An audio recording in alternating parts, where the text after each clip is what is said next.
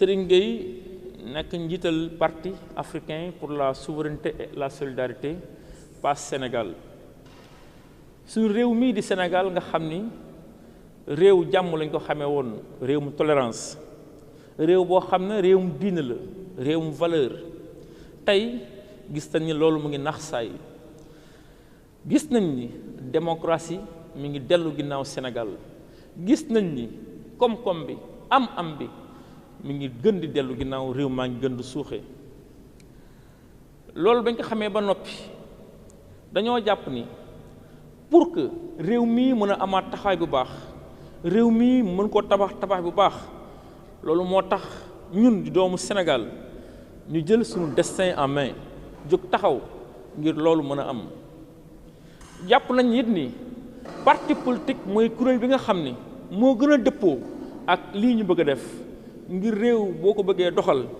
faw nga am cadre boo xam ne mooy boole waa réew ma ngir bu élection jotee ñu mën a indi ay coppite yu am solo loolu moo tax ñuy taxawal tey parti bu ñuy tuddee parti africain pour la souveraineté et la solidarité PAS Sénégal sunu bàkk nekk moom sa réew jariñoo sa koom kuréel gii ñu taxawal tey di parti d'opposition am na ay mbébét yu am solo bu mën a jëmal ci réew mi bi ci njëkk mooy démocratie war nañ ko taxawal gën a taxawal ci réew mi bi ci topp mooy war nañoo fexe ba sunu justice fi nga xam ni fa la mbaxane doon na benn sénégalais seen xel mën faa dal bi ci topp mooy war nañoo taxawal sunu culture ndax réew su bëggee dem day jàng xam-xam ci làkk ba réew ma waa réew may làkk bi ci topp mooy war nañoo moom sunu bopp am souveraineté ci wàllum sunu armée wàllum militaire ak aussi souveraineté ci wàllum diplomatie ñun nag sunu taxawaay doon ay panafricanisme loolu moo tax dinañ fexe amal Afrique bii suñu réew bu ñu bokk ak suñuy naataangoo ba jàmm mën fee sax Afrique nekk benn réew ndax loolu mooy nekkoon mbébétu kilifa yu baax yooyu di Cheikh Anta Diop di ñoom Mamadou Dia ak ñeneen si xew-xewu jamono fi Sénégal toll dañoo seetlu ni démocratie moom mi ngi dellu ginnaaw bu baax a baax ak yelleef doomu aadama mi ngi dellu ginnaaw si réew mii di Sénégal ñuy wax pour jàmm mën a dellu si nit ñi mën a doon benn ñi nga wax ñi nga xam ne yoon dafa leen teg loxo si wàllum politique muy les détenus politique ñu mën leen a bàyyi si nu mu gën a gaawee te aussi seen njiital parti bii di Pastef Ousmane Sonko mën a dellu këram ni mu gën a gaawee di ñaan aussi en 2024 élections yi mën a amal na élections yu mucc ayib élections yi nga xam ni ce sont des élections inclusives élections transparentes élections yu libres moom lañ bëgg fii mu am Sénégal en 2024 beneen bi topp mooy ci Afrique sowu jant buñ demee ca Niger ñi nga wax waa CEDEAO ak sunu président yi ñuy jiite Afrique ka jàmm moo gën ay ndax mënuñoo dajale suñuy armée jël suñuy koom dem di xeex suñuy frères suñuy mbokk africains di waa Niger donc nañ ci bàyyi xel te tegal lépp suuf te waxtaanee ko moo gën ñu war a indi jëye ci Afrique sowu jant bis topp mooy ñun di parti africain pour la souveraineté et la solidarité ñu ngi feddali suñu kóllëre ak suñu wóolute ci suñu peuple frère ñii di waa Mali ak Burkina Faso ndax tànk yi ñu jël yoonu yi ñu jël mooy yoonu moom seen bopp yoonu moom seen koom yoonu tabax seen réew am développement ñu ngi leen seen jaajëfal te ñaan Afrique ñëpp fekk ci leen ci jërë ngeen jëf. Serigne Gueye, président du Parti africain pour la souveraineté et la solidarité, PAS Sénégal. Déclaration de presse. Notre Sénégal, jadis terre de teranga, de tolérance, de valeurs morales, religieuses et sociales, est devenu un pays de décrépitude, de restrictions économiques et de recul démocratique. Sachant que le redressement et le développement de notre pays ne peut être principalement que l'œuvre de ses fils, nous avons décidé de prendre notre destin en main. Considérant qu'une organisation politique est le cadre le plus approprié pour définir et mettre en œuvre les stratégies dans le but d'apporter des transformations structurelles sur tous les plans. Nous décidons entre Sénégalais d'ici et de la diaspora la création du Parti africain pour la souveraineté et la solidarité. PAS Sénégal, notre devise, Mom sa réew, jariñoo sa koom. Ce parti d'opposition de droit sénégalais se fixe comme objectif le rétablissement de la démocratie intégrale, la réconciliation entre la justice et les justiciables, la revalorisation de notre culture par le biais de l'enseignement dans nos langues nationales, la souveraineté militaire et diplomatique, la souveraineté économique qui repose sur notre propre monnaie.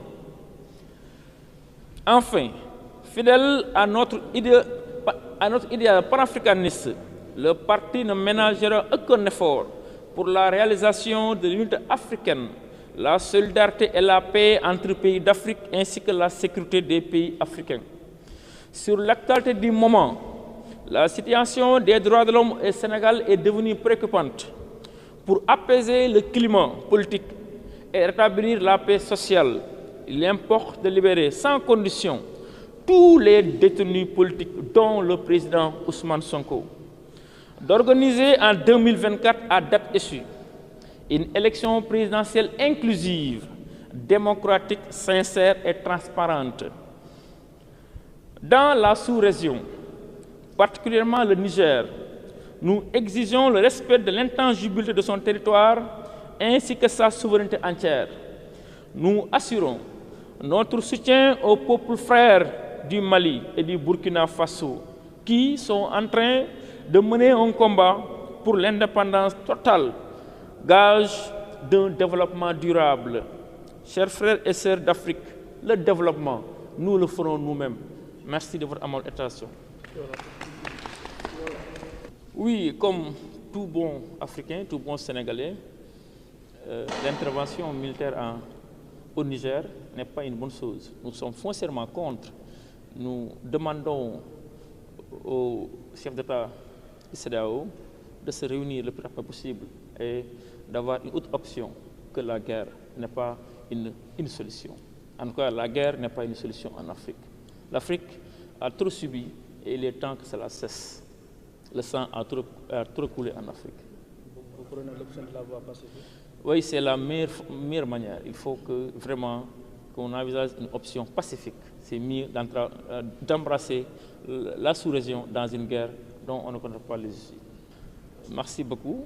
Je pense qu'après cette étape qui est importante dans la vie d'un parti, nous allons nous réunir très rapidement pour définir les voies et moyens empruntés pour aller dans les élections 2024. C'est que sûr et certain que PAS Sénégal ne participe pas aux élections.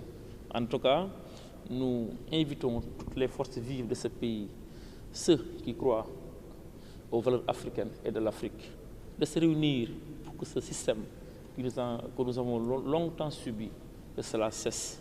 Il est temps que l'Afrique emprunte une autre voie, celle du développement et de la souveraineté. Merci beaucoup. D'abord, PAS Malick Gakou, ce n'est pas une formation politique, c'est le nom d'un programme. Il s'agit ici d'un cadre politique légalement constitué. Donc, je pense que cela ne devrait pas causer des problèmes. En tout cas, ce qui est sûr et certain, pour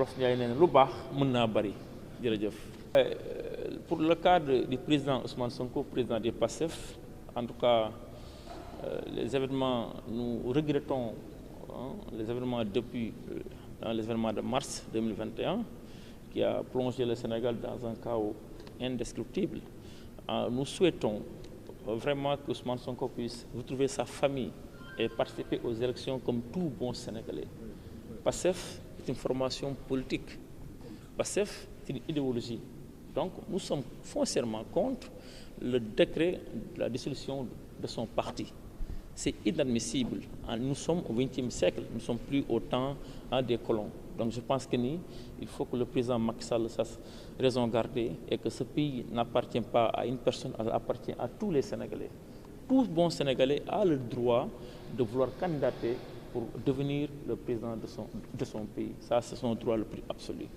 Bien sûr que oui, Je pense que en tout cas, le PAS Sénégal invite toutes les forces vives de ce pays, d'ici et de la diaspora, de se mobiliser davantage pour la libération du président Sonko. Parce que quand même, cela fait pratiquement plus de 10 jours qu'il est en jet, en grève de faim.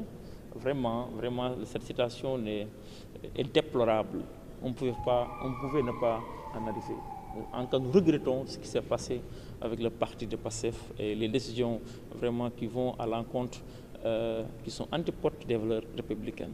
J'ai qu'un seul message pour le président Macky Sall qui, dans 6 mois, va rendre le tablier. Les Sénégalais l'ont porté à la tête du pays 2 fois consécutifs. Donc la Constitution, elle est claire. Nul ne peut exercer plus de mandats consécutifs. Je lui lance un message de paix. Il va partir dans 6 mois. Je pense qu'il a érigé un pays en paix. Il a la responsabilité de laisser ce pays en paix. Merci beaucoup.